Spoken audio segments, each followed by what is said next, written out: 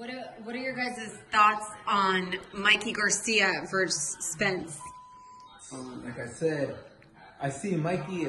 If Mikey can beat Errol Spence, I think Mikey can beat him with setting up his feints and also boxing using his feet and stuff. You know, because Errol is very heavy on his feet. He's a fighter who walks down his opponents, but he's kind of flat-footed. You know, Errol Spence is kind of flat-footed, and if Mikey can box him and move around and use his feints, he can beat him very clearly. Because I've seen Errol Spence fight against Lamont Peterson, and like almost every time that Lamont Peterson was faking him, Errol Spence was going for the fake, even though he would never follow up with anything, you know.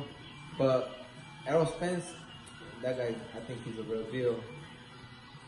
Like, he beat the crap out of Chris Algieri. He beat Kell Brook in Kell Brook's hometown. So yeah, you know, it's gonna be a very, very hard fight. But because of the weight, I think it's gonna be a harder fight for Mikey. Most definitely.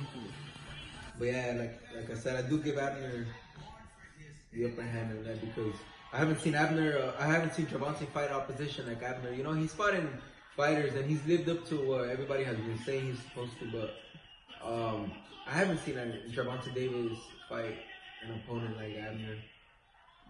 That's just me though. So you just feel... I think if the fight... I think Abner gets the fight by decision. By decision? Yeah. So you think it's going to go the distance, but he's going to win by points? Yeah, I think it's dangerous for Abner Manes in the early rounds, though, because Tank is explosive. Yeah, and he's coming... He's a bigger fighter, you know? Tank can really do one... I don't know what fight they're fighting at, but Abner's moving up from 126, and Gervonta Davis can barely make 130. That's what I do know.